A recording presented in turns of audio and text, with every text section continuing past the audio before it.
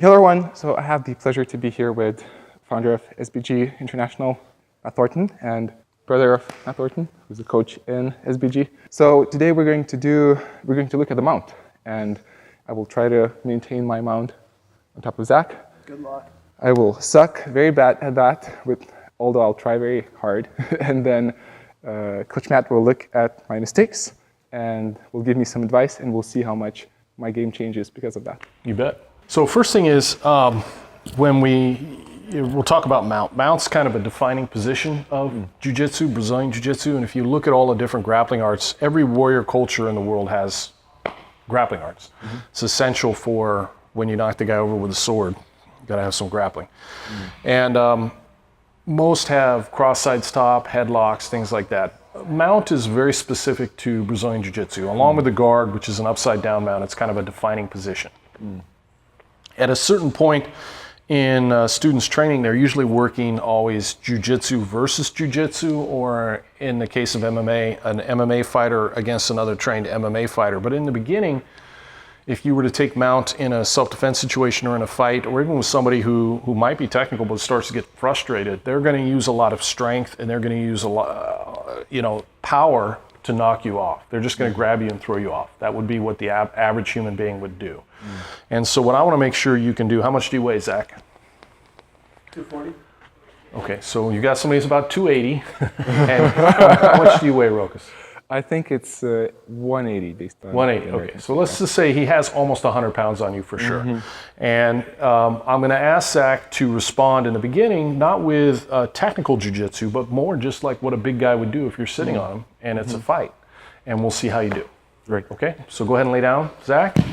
You get mount off a takedown somehow. And I'm going to have Zach respond the way a big, aggressive, angry person would respond if you're sitting on him that, maybe is not technically trained, and I just want you to try and stay on top, okay? Go ahead.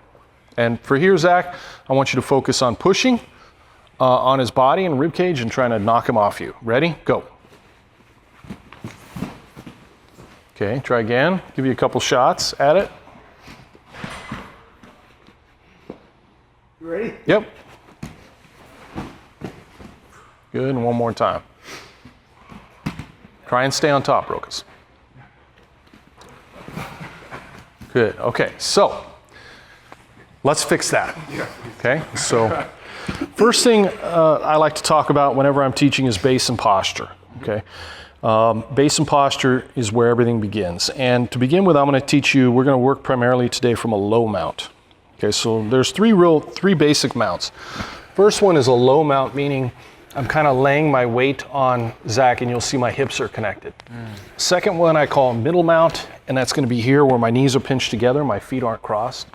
And a third one, which is a more aggressive one when you start to attack and climb, is what we call high mount when we're up here, okay?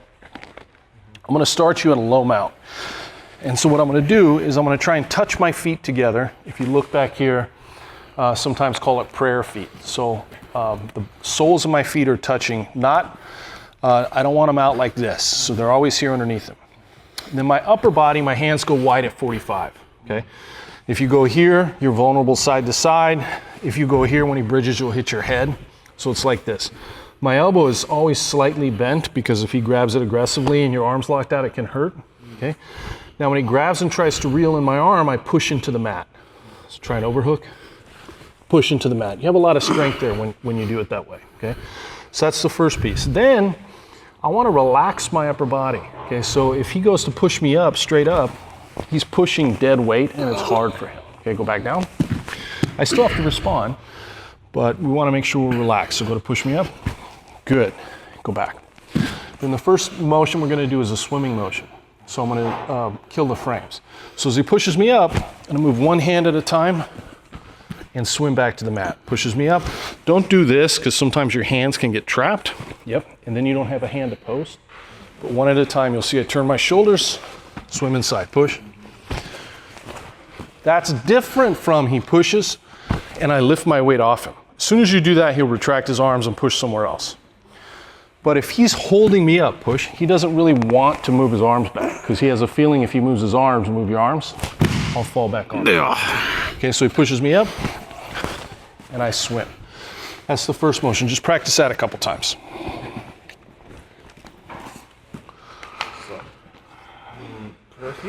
Touch your feet. Good. Relax your upper body. Hands out wide at 45. He tries to grab an arm. Push your hands into the mat. Don't try and move it yet. Just push here. Feel you have a lot of strength there. Now, if you repummel, let's say he's going here and you want to repummel, keep your elbow here and just repummel from here, like a swivel. Bring your hand around the other way. Yes. Now keep doing that a few times.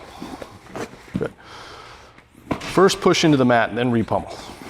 Nice. Good. Now he's going to push you straight up. I want you to relax your upper body. So he's pushing dead weight. Good. Do it again. Good. Now as he pushes, swim one hand at a time and move your shoulders as you do it. Beautiful. Back. Now try and push him straight up, Zach. Keep doing that a few times. Good. Good. One hand at a time. Nice. Good. Again. Beautiful. All right. Good. Now let's go to the next motion. Let me trade spots with you. Next thing they'll do is they'll put their hands in your armpit. We'll start with 2. Okay. He'll put his hands in the armpit and try and throw me off, or he pushes on my upper body and he tries to throw me to the side. And here I want to connect to him. So as he tries to throw me towards you, I connect my hand to his neck and I post. Now once I've done this, right, he can't really push me off. He's pushing into himself. It's very important to get a attachment to the neck. So I'm not starting you here. I'm starting you here. And when you feel him go to push, you grab the neck and pose. He goes to push, grab the neck and pose. He pushes me straight up. I swim, throws me off to the side. Grab the neck and post, okay? Try that. First, just push him off to the side. Good. Try and keep your feet touching. Your body relaxed, good. You want to make sure your hand touches the mat. Post hard into the mat. Good. Good, now push him straight up. Swim if he does.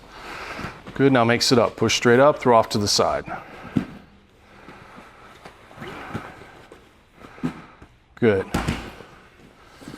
Good. Now, one more. Let me trade spots with you. You're picking this up pretty quick. These are fairly easy once you know how to respond. Right. And then like anything else, you need to put in some practice. So normally I'd have you do this for a couple weeks, right? You'd be doing 5-minute rounds. Today's crash course. Yes. So if he's pushing me straight up, we're swimming, he's throwing me out to the side, I connect. One of the other things that'll happen is you don't want to let the guy get to his elbow. He's a big guy, and this is very common. Get to one elbow. But once he's got an elbow up like this, he can push or wrap or do whatever and flip you over, especially if he outweighs you. But you have the advantage with your body. Okay? So the first thing I like to do here is just feel like if he's trying to get to an elbow, so let's say for safety, yes, go back. He's trying to get to his right elbow. He wants to get this shoulder up off the mat. Go to your right elbow. Good. That's what it would feel like. And right here, it's almost a point in no return. It's going to take you back. So my first reaction to that is get your right elbow. I'm just laying my dead weight over that shoulder. Keep going. So go. And at first, to make it easier for yourself, you can kind of use your hands and your head to signal where you're at. So if he's trying to go this way, I move my hands here and I lay my weight here. Trying to get up the other way. And then that would, if he happened to get to an elbow, same thing, then I flatten out. And get to an elbow.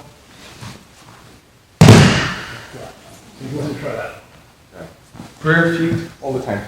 Yes. Later we'll climb, so as his arms start to kind of come up and you become more comfortable in mount, you will occupy that space and that's when you're going to start to go for submissions. But for now, I just want to make sure you stay on top. So let's stay low. So as relax your upper body, close your eyes, and as you feel him start to lift the shoulder off the mat, move your weight to that shoulder. Yes. Drop our head.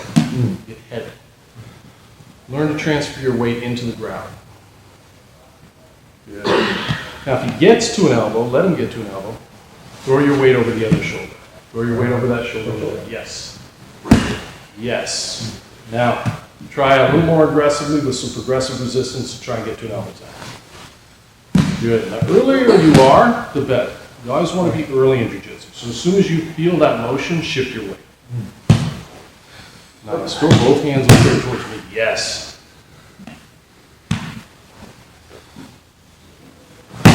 Nice. Good. Now let's put it together, and I'll walk you through the drill, okay? First act, just try and push him straight up. Work that swing. Keep working the swing. Keep going. Yes. Good. Now try and throw him off to the side. Connect to the neck. Post. Good. Throw him off to the side. Connect to the neck and post. Throw him off to the side. And neck and post. Right. Try and feel your feet connected. Close your eyes if you can. Throw them off to the side. Good. Now try and get to an elbow. Shift your body weight towards the knee. Yes. Cover the shoulder that's trying to come off the mat. Close your eyes and try and feel which part of his body is coming off the mat and shift your weight early. Good. Good. Push him straight up. Throw him off to the side. Good. Try and get to an elbow. Nice. Okay. Time. So you've had a sum total of about 90 seconds of drilling. Yeah. And been given the correct movement.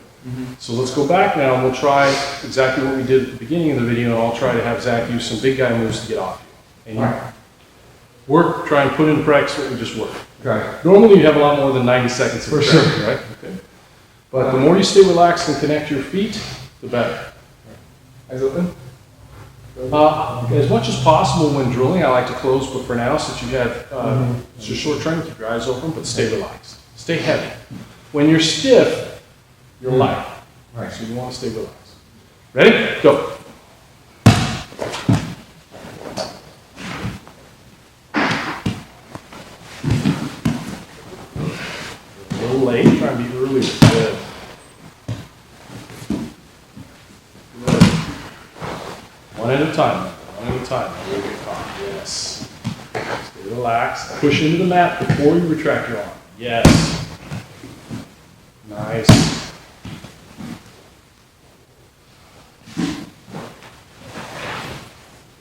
Time.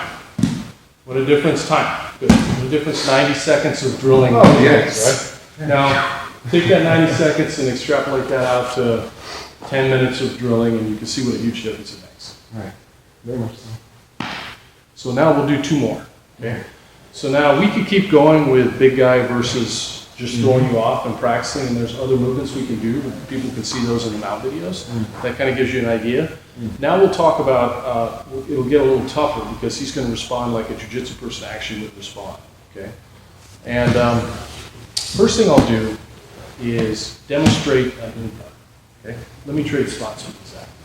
So what I want you to do, go ahead and lay down, Lucas, and point your head at the camera here. I'll take mount. And I'm going to take middle mount. So my feet aren't touching, I'm sitting here, right? I have my hand in the collar, and what I'm not going to do is respond with my legs. So I'm not going to sprawl or anything like that. I'm just going to use my hand. I'm not going to retract my arms. So you grab my arm and hang on. And I want you to rigidly roll, okay? And try and knock it out. Okay. Usually when you have this on, right, it's going to make it hard for you to post over here so you want to roll. All right.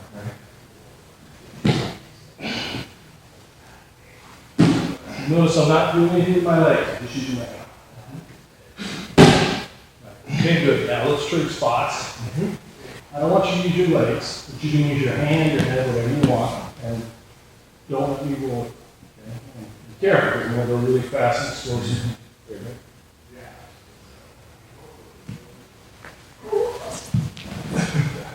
You're going to have to post on the mat. Try and post on the mat, try and use your head, try and use your hand. Yeah. Don't let me roll you.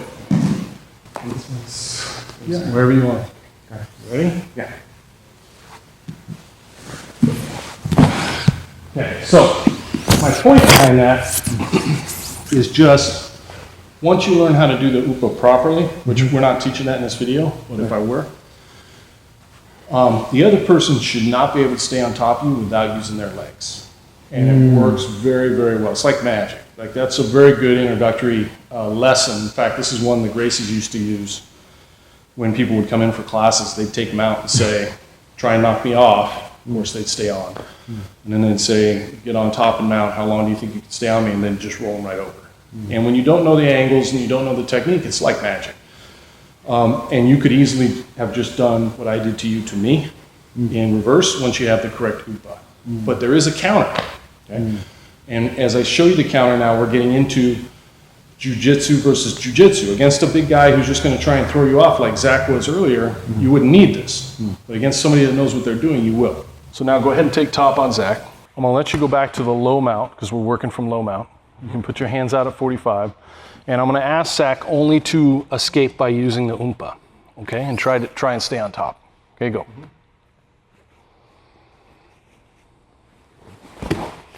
Good, go back. A couple more times.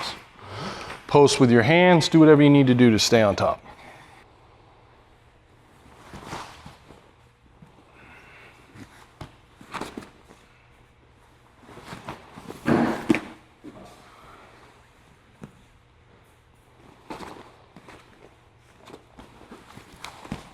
Good. Okay, so a couple things that I want you to notice.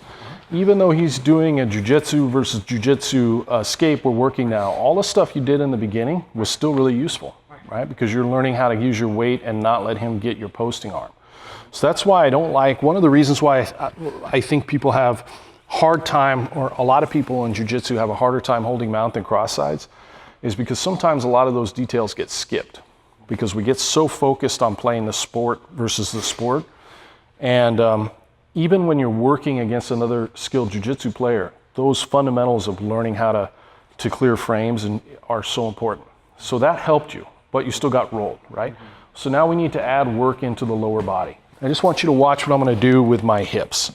So if Zach goes to upa like he's going to roll somebody over here, watch. This hip is coming off the mat, okay? And what I want to do is I want to flatten that hip down. So I'm in mount.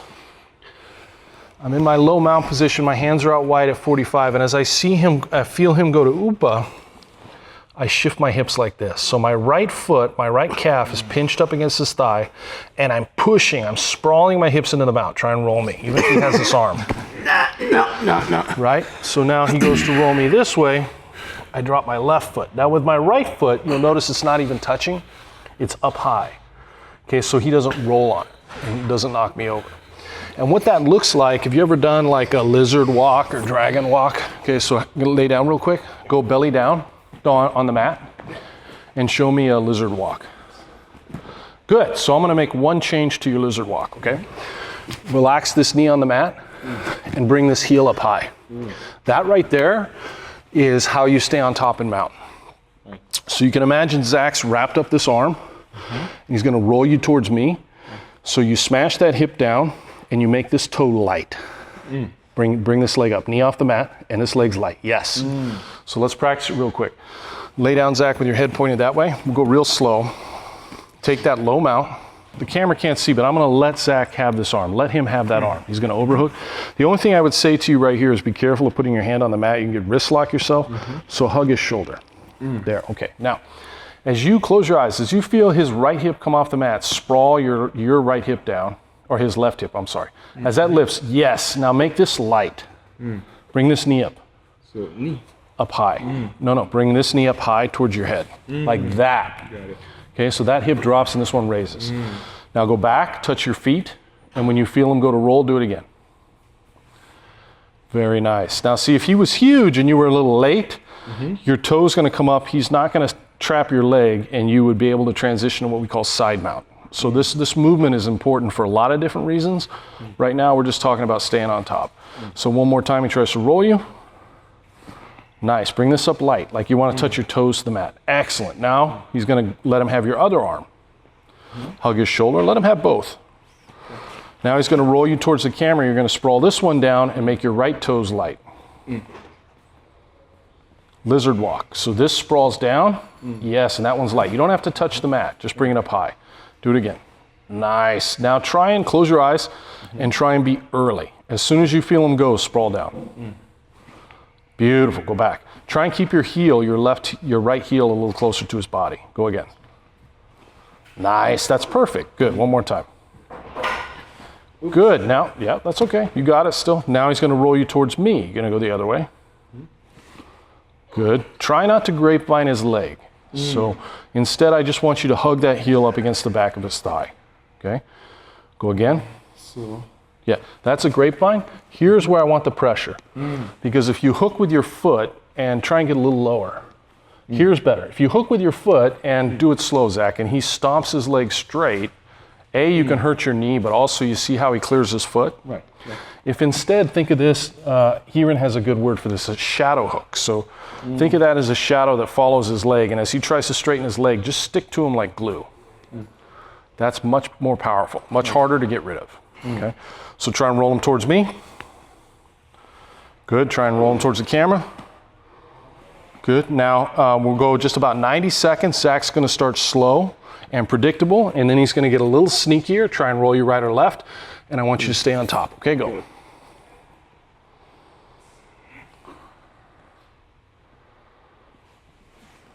Good. Nice, very good. Excellent. Good, good, good. And then go back to the neutral with your feet touching when you're in between. Wrong way. Yes. Good, good. Excellent, good time. So that's 45 seconds, a minute of drilling. Yes. Again, we want to expand that out to imagine a 2 or 3 minute round done over a course of weeks. You're going to get pretty good at staying on top, okay, from getting rolled. Now we need to put it together. So use everything I showed you in the beginning. Try not to let him grab an arm.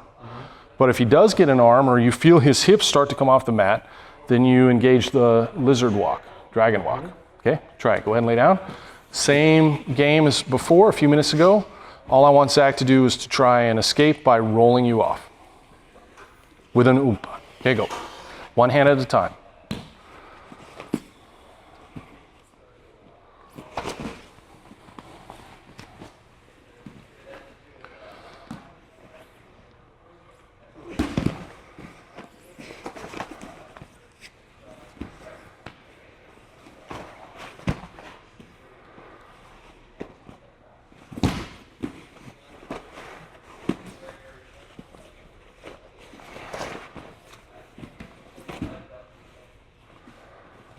Time. Good. You're starting to get a feel for it, right? Oh yeah, very different. So you want to drill as much as possible. You want to try and close your eyes. You want to try and be relaxed. You want to try and be early. So as soon as he's responding, you're shutting him down. The earlier you are, the bigger the person can be, and you can still defend against it. So even if he was, I mean, he outweighs you by almost 100 pounds. But let's add another 100 pounds on there, make him a complete monster. You can still shut him down, but you have to be early, right? And so that's what Hickson would always say is like knowledge of technique in jiu-jitsu is very important. As you can see, technique makes a difference, but also you need the timing. And the timing only comes when you're drilling with somebody who's resisting against you. If I just had you repeat that in a kata for the next 10 years, you still wouldn't have gotten the same benefit as you got out of 90 seconds of him trying to roll you. And the last thing I would add to that to always keep in mind is if we did it in longer rounds like I would normally have you do it, it would be important to me that at least 2 or 3 times out of that round, he escaped. Not fake, not like you let him escape, right. But I want him to be going hard enough that he can actually escape. I mean, if he's a purple belt. If he's going 100%, being 100 pounds harder than you, and he can't escape at all, then you're doing good. And then what we would do is we would add in something else. I'd let him do something else.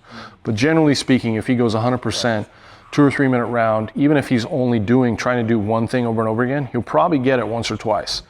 And that's not just okay, that's vital.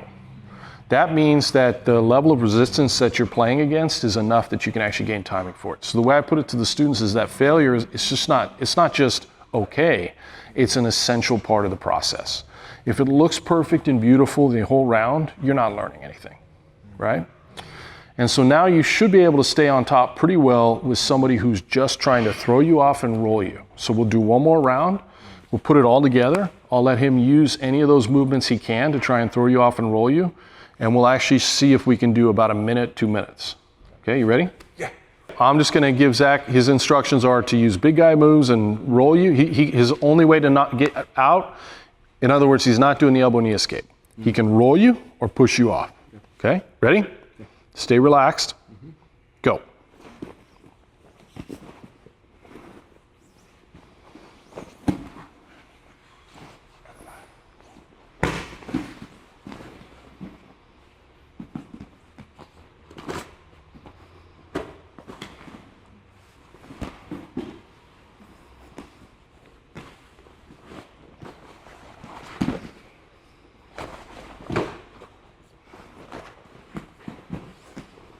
Go back to prayer feet. Try not to grapevine.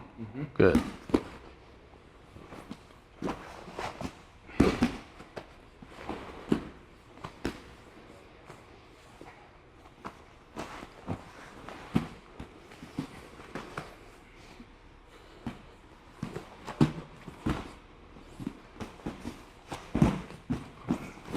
Good time. So he got 1, but you stayed on there for quite a bit, and you can go back and compare that to the footage when we started, and both are real. So massive improvement, right? Sum total of about 5 minutes of training. So you just add it up and put in the time and do the rounds, and you can see where you can go. Well, yeah, that's very impressive, I'd say. I mean, it's what was interesting for me to observe is when I just started getting into functional martial arts, having done so much of Aikido, being good there, I felt like I'm broken. And like, whatever I trained, I was like, oh, probably something is wrong with me. I'll never learn it. But I think that was due to partly bad coaching and that I experienced in the past. And it's so interesting because I did try to keep my mount here, like really. And as soon as I got thrown off 10 times in 10 seconds, I thought, okay, that tells something about me. It's like, that means I'm just bad. I'm just not good. But it's just amazing to see how much changes when the right training and the right knowledge is added. It's like really impressive. Yeah. One of the major fallacies about martial arts that drives me crazy, and I used to hear it all the time in the Jeet Kune Do community, and it was a rationalization for bad coaching and bullshit martial arts, was some people are fighters and some people aren't fighters. I used to hear that all the time from the top coaches. I mean, the top of that culture. And that was a common theme, and that's what they would use to rationalize the fact that most people couldn't do the stuff they were teaching. That is 100% bullshit. And anybody that comes into our gym that has normative skills, they can walk, they would be capable of swimming or playing basketball. Anybody that has that level of attributes, just normal human being, can learn how to fight well with proper coaching and the right environment. So it's not you. Right. And when you're training anything for real, it's not going to be pretty and perfect every time. And you can think about any sport, right? Anything that you do in life, it doesn't look like fantasy-based martial arts look when they do them, because that's not what a fight looks like. So, and the thing about jiu-jitsu works so well that to defend against it realistically, once the person has a fairly decent level of skill, Zach's a purple belt. So at the level that he's playing the game right now, you pretty much have to have also some jiu-jitsu or MMA or wrestling. And absent that, it's very easy for somebody with 5 or 6 years of Brazilian jiu-jitsu to stay on top or escape or defend themselves. It's so functional. And that's why in a very short period of time, it really becomes people's mindset, and everything changes and it becomes jiu-jitsu versus jiu-jitsu. So he's thinking about his performance against other people that are purple and brown and black belts, not against what it would be like to sit on some guy his size who's a white belt. Because honestly, at a certain point, it becomes too easy. But it's not that way because he's practiced a form over and over again, or he's been given some secret kata. It's that way because he's spent years doing what you just did and failing over and over and over again and getting smashed in class and thinking, man, I must suck and this and that. No, you're a white belt and they're a blue belt or a purple belt, which in jiu-jitsu means years. This person's been training 2 or 3 years, and in jiu-jitsu, 2 or 3 years makes a huge difference, especially when you're beginning. Right? That's 2 or 3 years of mat time that you don't have. So, no, it's not you. Just got to get the right coach. Good to hear, good to experience. Well, to make sure it said on the video, we were inspired to do this. I was inspired to do this video because of your new instructional, which is coming. So could you say a few words about that? Sure. A couple years ago, I made the decision. So I've been teaching martial arts seminars around the world for 20 years. And usually what I would do is I would teach 4 or 5 different subjects. And the last probably 10 or 15 years, most of what I would do would be Brazilian Jiu-Jitsu. Sometimes I will also do some MMA stuff like wrestling or takedowns or a little bit of striking. But it's usually been Jiu-Jitsu. But even when I'm teaching Jiu-Jitsu over the course of 2 days, I'd usually cover like 4 topics. A little bit from mount or knee right or whatever. A couple years ago, I decided instead of doing that, what I'm going to do is I'm going to teach a weekend seminar on just one topic, very specifically. Not in the case of a couple years ago, it wasn't even just mount, but more specific, top mount, being on top, and more specific to that, a kind of mount, low mount. And my reason behind that was because that's the only way I can really feel like I can get through the foundational material with a group of people, is to just focus on one thing for anywhere from 7 to 8 hours. And then I can give them enough information, enough drill time, that my thought process was, if I do that, and they'll actually be able to leave my seminar, they'll start Saturday morning, everybody tries to stay on mount, and by Sunday night, it's a nightmare for anybody to escape from mount. That was my goal. And it turned out, after doing 25 of those seminars, it worked. It worked, because if you focus just on fundamentals, which in the SBG terminology, as you know, that means what's most important, not what's most basic. If you focus on just what's most important, and you're talking about base posture connection, angles and pressure, and you drill with aliveness, in the course of 2 days, you can make a massive difference. Look what happened here when we did about 2 minutes of drilling. So put that forward over the course, add 6 hours to that. And we had people that were immediately going into jiu-jitsu tournaments and applying this information in fights, and it was making an improvement. And for me, that was satisfying as a coach, to be able to take a room of people, and instead of feeling like I just kind of showed them a bunch of stuff, I felt like they actually made a difference in their game at the end of a weekend, which is gratifying. So, I enjoyed that part of it. And so since then, I've only been teaching one topic a year. This year, I've been focused on closed guard bottom. And next year, I'm going to be teaching surviving and escaping from cross sides. So it's really, I narrow it down to the point where I feel like if I spend 2 days with this group of people, I can actually make a difference in their game. But what I did not do is by the end of the year, every seminar, I'll change things around a little bit. I'll move the order. I'll see how the group reacts, and find that some drills are better, help more than others.